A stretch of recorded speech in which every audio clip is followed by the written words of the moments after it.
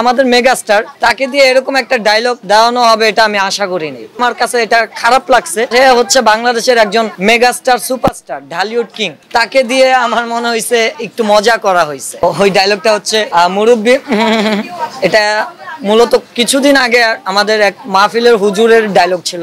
আমি মেহেদি রনি, ছোট পর্দার আর্টিস্ট। আলহামদুলিল্লাহ, আপনাদের দোয়ায় ভালো আছি। আপনারা সবাই কেমন আছেন?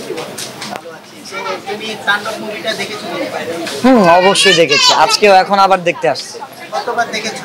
এই যে এখন নিয়ে 5 বার হবে, এর আগে 4 বার দেখছি। তার সবকিছুই ভালো লাগে, ভালো না লাগার মতো এমন কিছু নাই।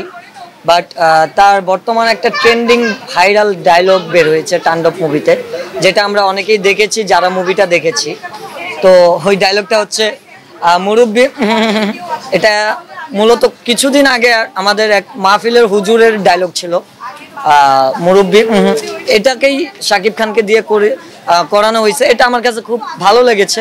আর আরেক দিক থেকে আমার কাছে এটা খারাপ লাগছে, কারণ হচ্ছে সে হচ্ছে বাংলাদেশের একজন মেগাস্টার সুপারস্টার ঢালিউড কিং, তাকে দিয়ে আমার মনে হয়েছে একটু মজা করা হয়েছে। কজ হচ্ছে সে আমাদের মেগাস্টার, তাকে দিয়ে এরকম একটা ডায়লগ দেওয়ানো হবে এটা আমি আশা করিনি। এটা আমার কাছে একটা হাস্যকর এবং মজা মনে হয়েছে।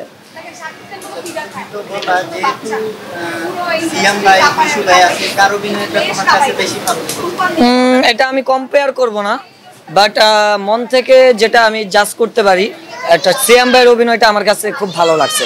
তার এন্ট্রি, তারপর তার লুকিং, জাস্ট ওয়াও, খুব ভালো লাগছে। যেমনটা জানি যে তুমি সাকিবিয়ান ভক্ত, আমি ভক্ত হিসাবে তোমার কাছে কেমন লেগেছে তাণ্ডব? বরবাদের চেয়ে কি ভালো হয়েছে? না, আগেই বলে দিতেছি যে এটা কোনো কম্পিটিশন বা কম্পেয়ার করব না। অ্যাকচুয়ালি তুফান একটা স্বাদ, বরবাদে আরেকটা ফিল, তাণ্ডব আরেকটা ফিল। সব কয়টাই হিট, কোনোটা থেকে কোনোটা কম না। তুফানের জায়গায় ঠিক ওইটাতে একটা স্বাদ পাবেন, বরবাদে অন্য ধরনের আরেকটা স্বাদ পাবেন, আর তাণ্ডবে আরেকটা ফিল পাবেন। তিন ক্যাটাগরির মুভি, সবগুলোই বেস্ট হয়েছে আমার কাছে। যা আমি বলবো না যে এটা খারাপ হয়েছে, এটা ভালো হয়েছে, এরকম কিছু না, সব কিছুই হিট। বরবাদও হিট, এবার তাণ্ডবও হিট।